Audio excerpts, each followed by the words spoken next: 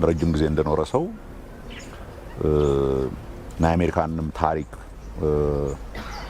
የፖለቲካ ታሪክ ለረጅም ጊዜ እንደተከታተለ ሰው እኔ በአሜሪካ ታሪክ እንደዚህ አይነት ትልቅ መንግስት ትንሽ መሪ ሲያገኝ አይቻልም።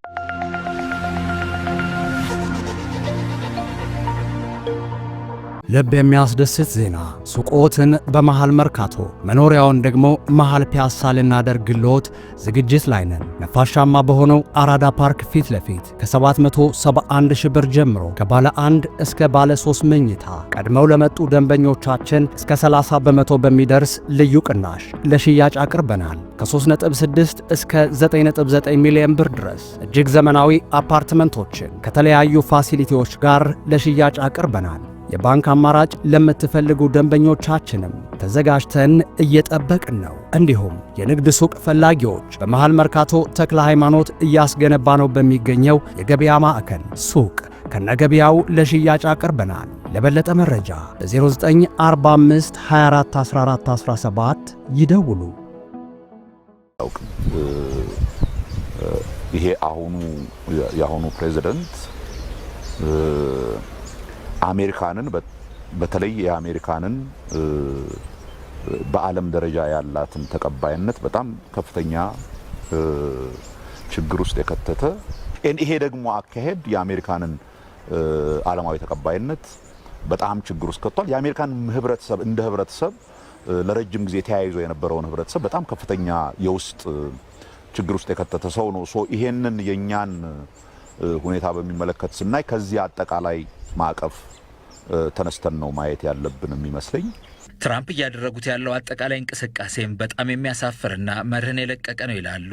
የሰውየውን ንግግር ተንተርሶ ምንም የሚመጣ ነገር የለምም ሲሉ ያረጋግጣሉ። የሚያሳዝነው የሚለው ነገር ከዚህ ከኛ ግድብ ጋር በተያያዘ የሚያመጣው ለውጥ ኖሮ አይደለም። የሚያሳየው የአሜሪካንን የሚያክል ትልቅ ሀገር የዲፕሎማሲን ስራ እንደዚህ በጣም በጥንቃቄ የሚሰራን የዲፕሎማቲክ ስራ እንደው ዝም ብሎ አንድ ሰው ተነስቶ እንደልቡ የሚናገርበት መረን የለቀቀ አይነት እንትን የሚያሳፍር ነው። እኔ በመጀመሪያ የታየኝ እንደ ኢትዮጵያዊ ሳይሆን አሜሪካን እንደሚያከብር በአሜሪካን ሀገር ብዙ ጊዜ እንደኖረ ሰው በጣም የሚያሳፍር አይነት የአሜሪካ ማህበረሰብን የማይመጥን እንትን ያየሁት።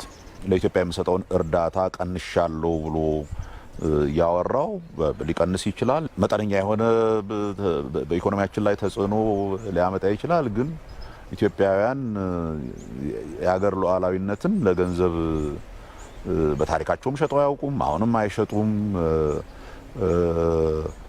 ኢንፋክት ይሄ ነገር የበለጠ አንድነታቸውን ያጠናክርላቸዋል። በአሜሪካ ያሉ ኢትዮጵያውያንም ቀናት በቀሩት ምርጫ ላይ በንቃት በመሳተፍ ከኢትዮጵያ ጥቅም ጎን እንዲቆሙ ጠይቀዋል።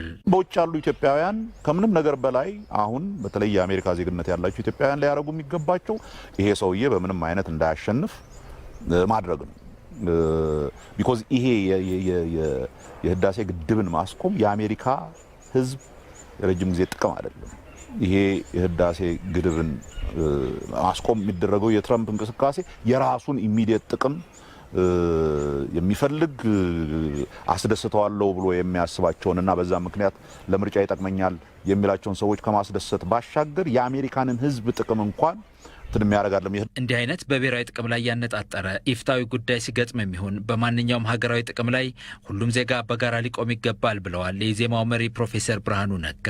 እንደ ሀገር የጋራ የረጅም ጊዜ ጥቅማችንን ማስጠበቅ የምንችለው አንድ ስንሆን በአጠቃላይ በአገር አንድነታችን ላይ በአገራዊ ልማት ለማምጣት በጋራ በምናረጋቸው ነገሮች ላይ የፖለቲካ ልዩነቶቻችን እንዳሉ ሆነው እነኛን ልዩነቶቻቸው በምንፈታበት መንገድ ላይ ተስማምተን በሂደቱ በፕሮሰሱ እንዴት ነው ችግሮቻችንን የምንፈታው በሚለው ጉዳይ ላይ ተስማምተን እነኛን ሜካኒዝሞች ተጠቅመን እነኛን ችግሮች እየፈታን መሄድ ነው። ይሄ ዓለም እየተለወጠ ባለበት ሁኔታ በምንም አይነት በትንሽ በትልቁ እንደ አገር የመኖራችንን ጥያቄ ውስጥ እየከተትን ልንቀጥለው አንችልም። የሀገር መከላከያ ሰራዊት የጦር ኃይሎች ጠቅላይ ኤታማዦር ሹም ጀነራል አደም መሐመድና የሰራዊቱ የጦር ኃይሎች ምክትል ጠቅላይ ኤታማዦር ሹምና የኦፕሬሽናል ጉዳዮች ኃላፊ ጀነራል ብርሃኑ ጁላ በመከላከያ ሰራዊት የለውጥ ስራዎች በሰራዊቱ አደረጃጀትና በወቅታዊ የሰላምና ጸጥታ ጉዳዮች ላይ በጋራ መግለጫ ሰጥተዋል።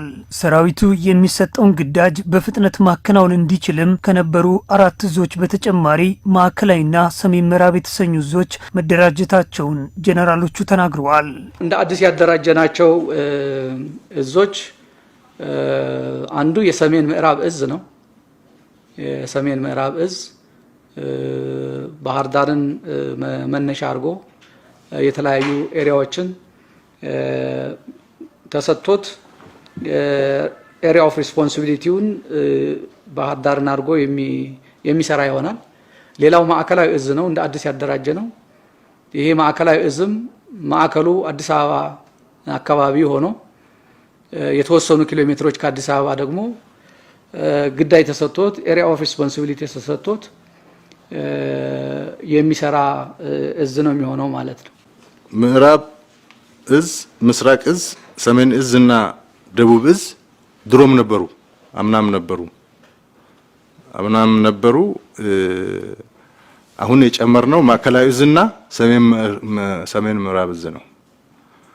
ሁለቱ ሲጨመሩ 6 ይሆናሉ ማለት ነው። አዲሶቹ እዞች በዚህ ዓመት ወደ ስራ የሚገቡ ሲሆን እዞቹም በውስጥም ይሁን በውጭ የሚቃጡ ጥቃቶችንና ችግሮችን ፈጥነው ለመከላከል እንዲችሉ ታስቦ የተደራጁ መሆናቸውንም ተገልጿል።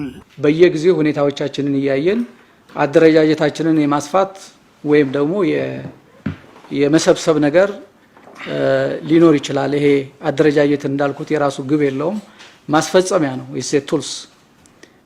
ስለዚህ ከዚህ አንፃር አሁን ቀጣዩ የሀገራችን ሁኔታ የሀገራችን ሰላም አስተማማኝ ሆኖ ከውስጥም ከውጭም ሊቃጡ የሚችሉ ማንኛውም አደጋዎችን ለመከላከል ዲተር ለማድረግና ለመከላከልም ለመቀልበስ የሚያስችል ሁኔታ መፍጠር አለበት ተብሎ አሁን ከነበሩን 4 እዞች ለምሳሌ ወደ 6 እዞች እያሳደግነው ያለንበት ሁኔታ አለ። የጨመርንበት ምክንያት አምናና ዘንድሮ ያለው የስጋት ትንተና አደረጃጀታችን እንዲለውጥ ያደርጋል። ማዕከላዊ እዝ የምንለው የመሀል ሀገር ጸጥታ የሚከታተል እንደገና ደግሞ በሆነ ግንባር ጠላት ከመጣ እንደ ሪዘርቭ ፎርስ ሆኖ ራሱን እያዘጋጀ የሚቆይ ነው። ሰሜን ምዕራብ ብለን አሁን አዲስ አቋቋም ነው ደግሞ ምዕራብ ትግራይ ይዞ ወደ አማራ ክልል እስከ አባይ በመለስ ባለው ቀጠና የሚይዝ ነው። አማራ በሙሉ ክልሉን ማለት ነው። ወቅታዊ የሀገሪቱን የሰላምና ጸጥታ ችግሮችን አስመልክተው በሰጡት ማብራሪያ ሰራዊቱ የህይወት መስዋዕትነት እየከፈለ ጭምር ሰላምና መረጋጋት እንዲመጣ እያደረገ ይገኛል ያሉት ጀነራሎቹ የግጭት ጠማቂ ኃይሎችም ሴራቸው መክሸፉን ተናግረዋል። ይሄ ሰራዊት ህይወቱን ማለት ጉልበቱን አይደለም ገንዘቡን አይደለም ህይወቱን ለዚህ ህዝብ ነው እየሰጠ ያለው። 10 ሰዓት 20 ሰዓት በእግሩ እየተጓዘ ነው የቤኒሻንጉልን የጸጥታ ሁኔታ አሁን እያረጋጋ ያለው።